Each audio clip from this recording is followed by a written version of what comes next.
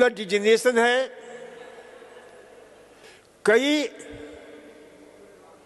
Research हुए हैं, कई खोजें हुई हैं। इससे हमारे उपवास करते हैं तो दिमाग में कुछ ऐसे न्यूरोपेप्टाइड का निर्माण होता है जो हमें दिमाग संबंधी बीमारियों से हमारी रक्षा करता है। तो इसे अच्छी तरह से समझें। इतना ही नहीं बल्कि इस पर जॉर्जिया स्टेट यूनिवर्सिटी के डॉक्टर मिंग हुई जोऊ, जो कि उस संस्थान के आपके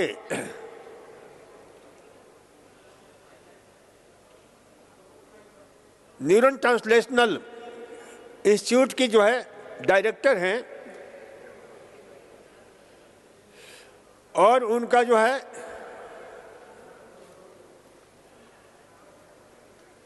रिसर्च पेपर प्रकाशित हुआ है कि कैसे वो उपवास करते हैं तो हमारे शरीर के अंदर जिनकी खून की नलियां जाम हो जाती है, खून बिल्कुल नली जो है बुढ़ापा हो जाता है, क्योंकि बुढ़ापा का एक बहुत बड़ा कारण होता है आपके खून की नलियों का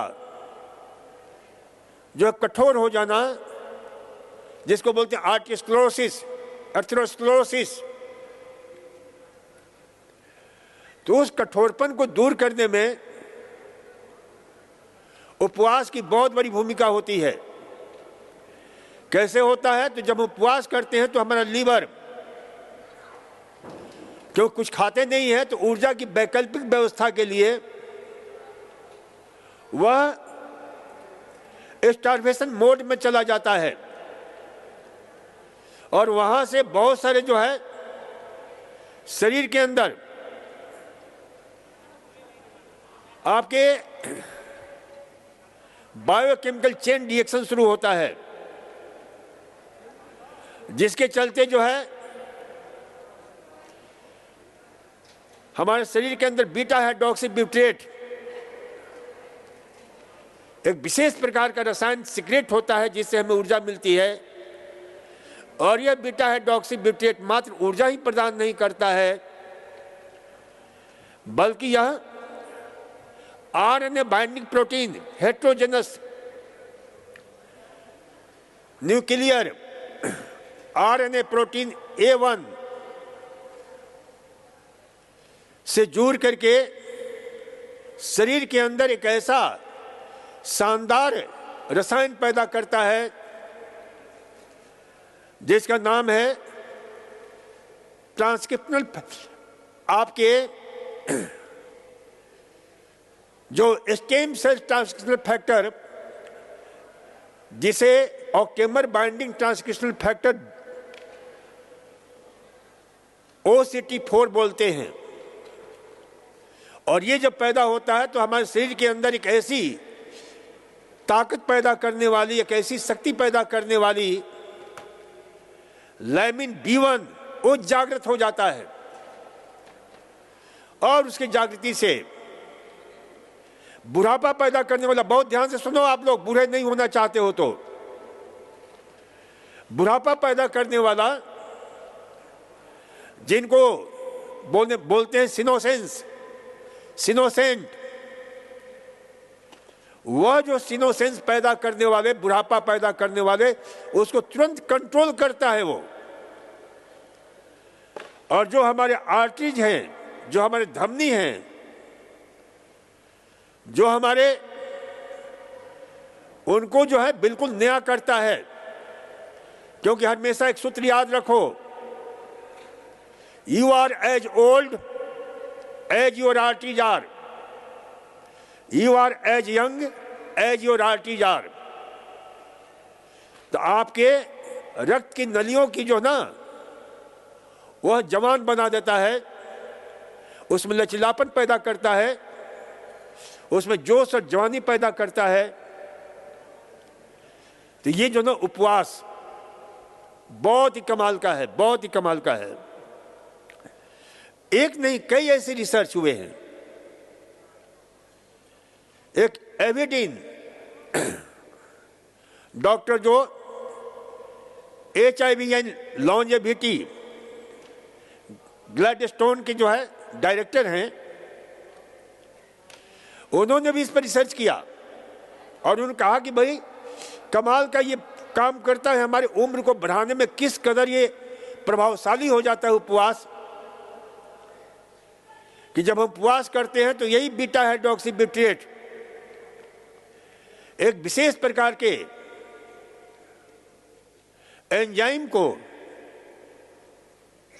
जिसको बोलते हैं हिस्टोन डाइएसिटाइलेसेस एंजाइम, तो हिस्टोन डाइएसिटाइलेसेस एंजाइम को नियंत्रित करता है, नियमित करता है, नियोजित करता है, जिससे यह बुढ़ापा पैदा करने वाला एंजाइम है जो बड़ा खतरनाक होता है। तो उपवास क्या करता है कि उसे जो हमारा शरीर से, लीवर से पैदा होने वाला जो हाइड्रोक्सीब्यूटेट है उसे जो है नियमित और नियंत्रित करता है, जिससे उम्र बढ़ाने वाला खास प्रकार का जीन, क्योंकि उसको दबा कर रखता है ये एंजाइम, जिसको बोलते हैं हिस्टोन डाइएसिटाइलेसेस एंजाइम, तो उसका प्रभाव खत्म हो जाता है। प्रभाव खत्म होते ही हमारे शरीर के अंदर उम्र बढ़ाने वाले एंटीऑक्सीडेंट पैदा करने वाले शरीर के अंदर, जिसको हम बोलते हैं FOX3A, MT2, ये विशेष प्रकार के जीन हैं जो एक्सप्रेस होते हैं, जिससे आपकी उम्र बढ़ने लग जाती है। और इसीलिए हमारे पुरखों में उपवास पर जितने भी हमारे ऋषि मुनि हुए हैं, अरण्यवासी ऋषि कहाँ रहते थे? जंगलों में। क्या खाते थे? कंद, फल, मूल। संबत सहस्त्र मूल फल खाए, सागु खाई सत बरस बिताए। कुछ दिन भोजन वारी बतासा, यानी कुछ दिन जो है सिर्फ हवा पर रहे, किए कठिन कछु दिन उपवासा। करही आहार साग फल कंदा, सुमरही प्रभु सच्चिदानंदा, ब्रह्म सच्चिदानंदा। पुनः हरि हेतु करन तप लागे, बारी आहार मूल फल त्यागे। यानी जो मूल कंद लेते थे वो भी जो है त्याग करके हवा पर रहने लगे। कौन? ये आता है उस महान ऋषि की जिसके हम संतान हैं, मनु महाराज। तो ये जो है ना हमारी परंपरा से, हमारी संस्कृति से, हमारे, और इस पर आज पूरा विश्व रिसर्च कर रहा है, पूरा विश्व खोज कर रहा है। अभी हाल ही में जापान के वैज्ञानिकों ने 58 दिन के उपवास पर रिसर्च किया। Okinawa institute of science and technology कि जिसकी रिपोर्ट साइंटिफिक रिपोर्टर में छपा हुआ है, जो बहुत महान जर्नल है मेडिकल साइंस का, विज्ञान का। अब उस संदर्भ में कल हम चर्चा करेंगे, क्योंकि बहुत सारे हैं। कैंसर तक रोगी कैसे ठीक होते हैं उपवास से। टेक्सास यूनिवर्सिटी पर ब्लड कैंसर के ऊपर, दिमाग के कैंसर के ऊपर उपवास के संदर्भ में यूनिवर्सिटी ऑफ साउथर्न कैलिफोर्निया, कई ऐसे, मॉस्को यूनिवर्सिटी, जिसके संदर्भ में हम कल चर्चा करेंगे। शरीर के अंदर जापान के वैज्ञानिकों ने खोज किया कि 32 प्रकार के ऐसे मेटाबोलाइट्स पैदा होते हैं जो हमारे जीवन को जो है ना, 32 नहीं 40 प्रकार के, जो हमारे जीवन को एक नई दिशा देते हैं, नई प्रेरणा देते हैं और बहुत सारी बीमारियों से रक्षा करते हैं। बहुत सारे एंटीऑक्सीडेंट हमारे शरीर के अंदर पैदा होते हैं, जिसको बोलते हैं ग्लूटाथियोन, एर्गोथियोनिन। तो ये सारे जो है कल हम इस पर विस्तार से चर्चा करेंगे। आप लोग उपवास को थोड़ा अच्छी तरह समझ लो कि उपवास का अर्थ क्या होता है। उपवास का अर्थ ही होता है स्वास्थ्य। उपवास माने क्या होता है? स्वास्थ्य। उप माने नजदीक, वास माने होना। इसका शाब्दिक अर्थ होता है, संस्कृत का शब्द है उपवास। उप माने नजदीक और वास माने रहना, होना, निवास करना।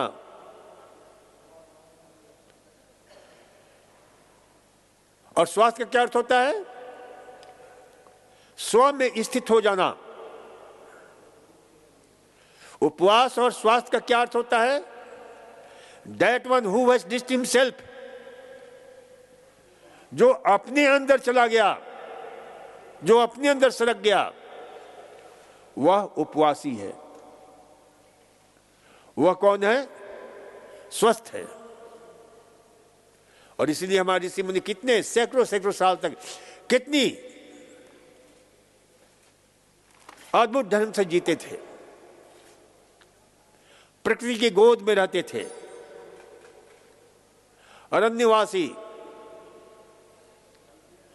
और इतने सारे रिसर्च किए। ये खोज हमारी उपवास पर कहां की खोज है? ये आज जो प्रेरणा मिलती है विश्व के वैज्ञानिकों को, कहां से मिलती है? हिंदुस्तान से मिलती है। कि उन हिंदुस्तान के महान प्रबुद्ध ऋषि मुनियों ने कैसे सचमुच में उस सैकड़ों साल तक जिंदा रहते थे। और इस पर खोज ने यह प्रमाणित कर दिया है, सिद्ध कर दिया है कि 100% सही है कि हम उपवास करते हैं और विज्ञान सम्मत उपवास होना चाहिए। ऐसा नहीं कि जैसा हुआ वैसा उपवास शुरू कर दिया। और वो तरीका हम बताएंगे कि वैज्ञानिक उपवास कैसे किया जाता है। 52 घंटे का, 72 घंटे का उपवास कम से कम आप कर लेते हैं तो शरीर के अंदर इतनी बड़ी घटना घटित होती है आप कल्पना नहीं कर सकते हैं। और इन सब पर खोजें हुई है। तो उपवास पर जो है ना, तो उपवास का अर्थ क्या होता है? कि जो अपने अंदर सरक गया, जो अपने अंदर चला गया। और यही स्वास्थ्य का अर्थ होता है that one who has डिस्ड himself, अपने अंदर पहुंच गया। तो उपवास जो है ना बहुत ही अद्भुत जो है ना शब्द है। तो उपवास हर साधक को करने का प्रयास करना चाहिए, करना चाहिए। सिर्फ पानी पर उपवास अपने आप में सबसे best, safest and cheapest medicine है। क्योंकि इसमें कुछ भी, घर पर भी रहो, कुछ भी मत करो, बस उपवास करके रेस्ट कर लो।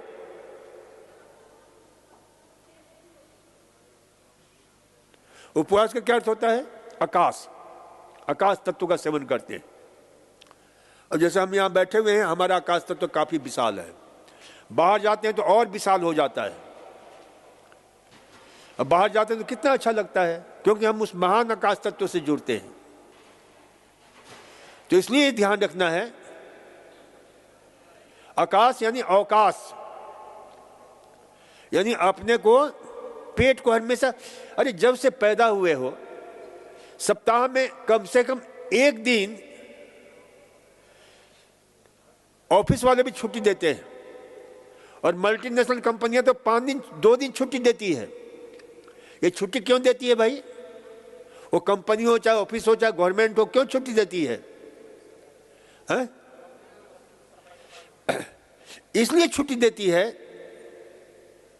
कि शरीर का, क्योंकि लगातार काम करने से क्या होता है, हमारी स्किल, हमारी एफिशिएंसी, हमारी सामर्थ्य कमजोर होने लगता है। वैसे ही जब से पैदा हुए तब से पेट को कभी छुट्टी दिया ही नहीं। खाए चले जा रहे हो, खाए कितने टनों मनों खा गए होंगे हम, उसका हिसाब लिया जाए तो कई 100 टन चला गया हुआ अंदर। और पेट को छुट्टी नहीं दिया तो पेट क्या होता है, ये जितने पेट की गड़बड़ी है ना, छुट्टी नहीं देने से क्या होता है, उसकी एफिशिएंसी कम हो जाती है।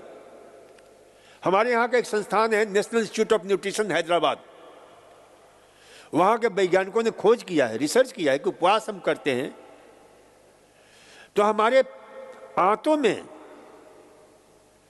जो म्यूकस मेम्ब्रेन है, विलाई हैं, रसांकुर हैं, जो भोजन को एब्जॉर्ब करते हैं, जो भोजन के तत्वों को क्या करते हैं, सोखते हैं, लगातार खाने से क्या होता है, उनकी क्षमता कमजोर हो जाती है, वो अच्छी तरह से एब्जॉर्ब नहीं हो पाता है शरीर के अंदर, जो खाते हैं वो निकाल देते हैं, या उसका मेटाबॉलिज्म गड़बड़ होता है तो मोटापा बढ़ता चला जाता है, शरीर को शक्ति मिलती नहीं है। तो उपवास से क्या होता है, मेटाबॉलिज्म सही होता है। उपवास से क्या होता है, देखो मेटाबॉलिज्म, आप लोग नाम सुने, कितने लोगों ने मेटाबॉलिज्म का नाम सुना है, जन हाथ उठाना। लेकिन पूछोगे मेटाबॉलिज्म होता क्या है, पता ही नहीं है, बस नाम सुना है। मेटाबॉलिज्म एक क्रिया नहीं है, उसमें बहुत सारी क्रियाएं जुड़ी हुई हैं। सामान्य समझ लो कि आप खाना खाते हो, उसको इंजेक्शन बोलते हैं, फिर आप चबाते हो, फिर आपके पेट में जाता है, कुछ भोजन का अंश वहां पचता है, फिर आंतों में जाता है, फिर वहां से लीवर से बाइल, उधर पैंक्रियास से जो है आपके पैंक्रियाटिक जूस निकलता है, वहां कुछ पचता है, फिर उसके बाद कुछ हार्मोन हमारे शरीर में सिक्रेट होते हैं जिनको गट्स हार्मोन बोलते हैं, जो पचाने में सहायता करते हैं, जो उसके उपयोगी बनाने में। तो क्या होता है कि जो भोजन का अंश है, सार अंश है, वो हमारे शरीर में एब्जॉर्ब होता है, उसको बोलते हैं एब्जॉर्प्शन। फिर वो शरीर का हिस्सा बनता है, रस रक्त मांस मज्जा, उसको क्या बोलते हैं, एसिमिलेशन। और जो व्यर्थ का कचरा है, गंदगी है, वो निकल जाता है, उसको एलिमिनेशन। और जैसे आप लोगों ने अभी एक्सरसाइज किया, डट कर एक्सरसाइज करते हो तो क्या होता है, शरीर में टूट फूट की क्रिया तेज हो जाती है, उसको बोलते हैं कैटाबॉलिज्म। और फिर आप रेस्ट करते हो, आराम करते हो, तो शरीर में निर्माण की क्रिया तेज हो जाती है, जिसको बोलते हैं एनाबॉलिज्म। तो इन सभी को, यानी injection plus digestion plus absorption plus assimilation plus catabolism plus anabolism plus detoxification, elimination, इन सभी को मिलाकर क्या बोलते हैं, मेटाबॉलिज्म। तो ये मेटाबॉलिज्म हमारा सही होगा तो सारा कुछ सही होगा। और मेटाबॉलिज्म को सही करने का जो सबसे श्रेष्ठतम सशक्त माध्यम है वह आपका उपवास है। इसलिए कहते हैं, एक वैज्ञानिक ने, महान वैज्ञानिक डॉक्टर हर्बर्ट एम शेल्टन, उसने एक पुस्तक लिखी है, fasting can save your life. Fasting से आपके जीवन की रक्षा हो सकती है। तो इसलिए इसे ध्यान रखा करो कि उपवास हमें अवश्य करना चाहिए। हमें पेट को विश्राम देते हैं, पेट को विश्राम मिलते ही पेट के जितने अंग उनका विश्राम मिलता है, न्यूरोलॉजिकल रेस्ट मिल जाता है, साइकोलॉजिकल रेस्ट मिल जाता है, फिजियोलॉजिकल रेस्ट मिल जाता है, सारे शरीर को रेस्ट मिलता है। और रेस्ट मिलता है फिर वो एक्टिवेट होते हैं, और शरीर में जो भी टॉक्सिक मैटर है, अब आप खाना खाते हो तो आपने महसूस किया होगा, खाना खाने के बाद सोने की इच्छा होती है। क्या की इच्छा होती है? सोने की। क्यों? तो सारी ऊर्जा शरीर की पेट की तरफ दौड़ने लग जाता है भोजन को पचाने में। और यदि आप भोजन नहीं करते हो तो क्या होता है, वह शक्ति जो भोजन को पचाने में खर्च हो रही थी वो शरीर से विकार निकालने में खर्च होती है, डिटॉक्सिफिकेशन में खर्च होती है। वह शक्ति जो शरीर को पचाने में खर्च हो रही थी वो शरीर की हीलिंग क्रिया में खर्च होती है। कहीं भी सूजन है, कहीं भी दर्द है, कहीं भी पीड़ा है, तो धीरे धीरे देखते हो उपवास करते हुए पीड़ा कम होने लगता है। हमने लोगों को, यहाँ एक नौजवान आया था मॉरिशस से, 50 दिन तक हमने सिर्फ पानी पर रखा, आज से 3 साल पहले। 50 डेज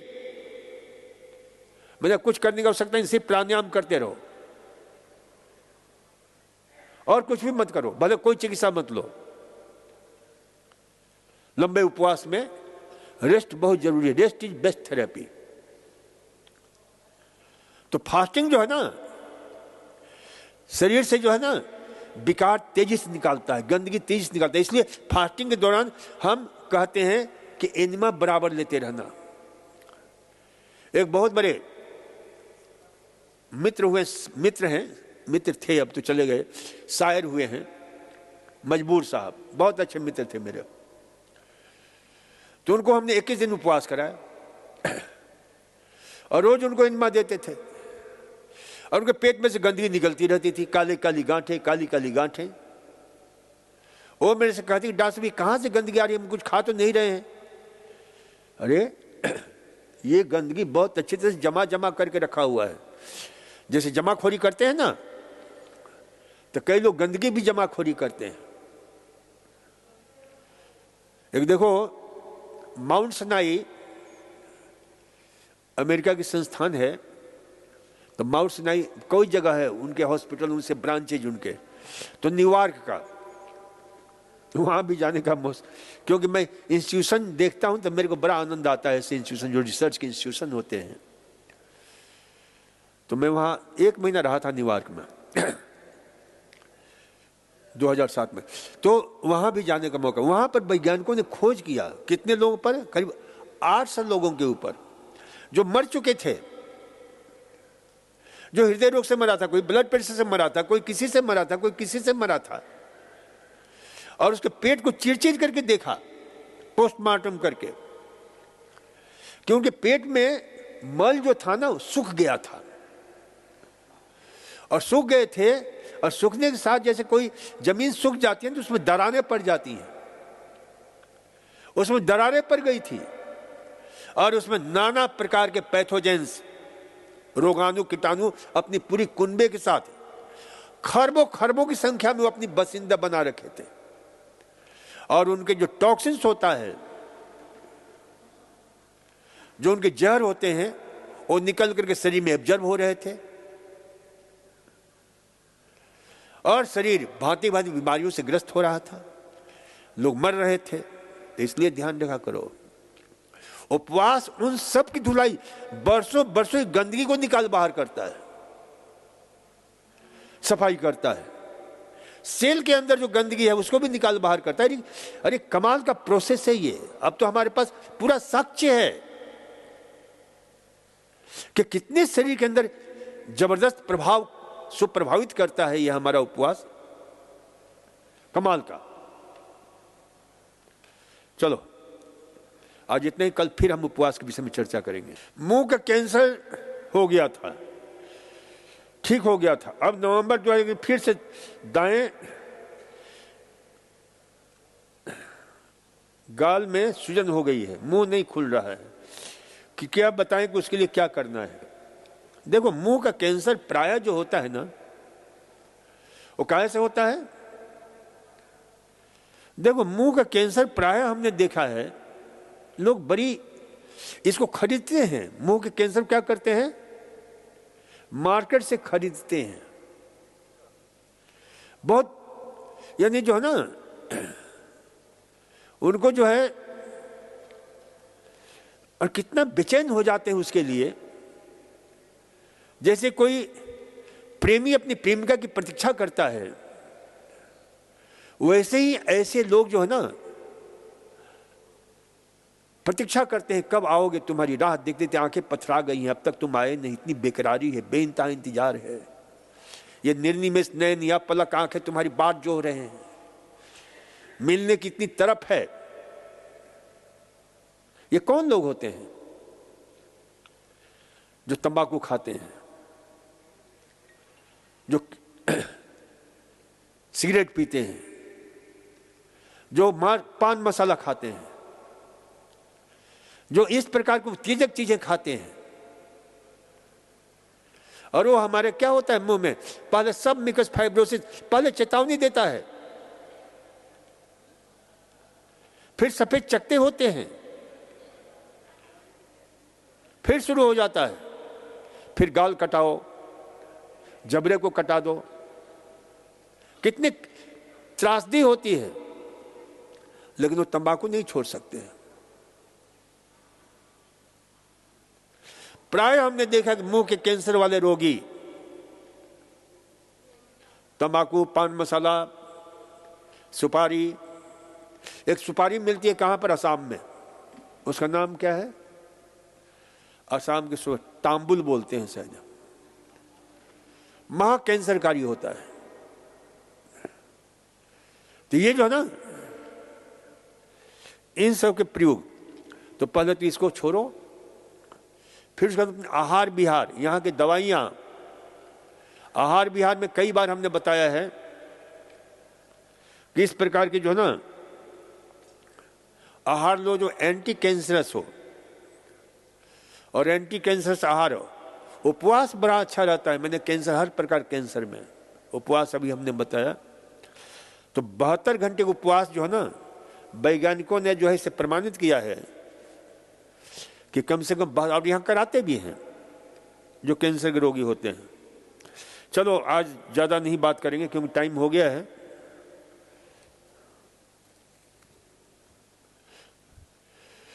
आज इतना ही, प्रार्थना कर लो। सर्वे भवन्तु सुखिनः, सर्वे सन्तु निरामया, सर्वे भद्राणि पश्यन्तु, मां कश्चित् दुःख भाग् भवेत्। ओम शांति शांति शांति।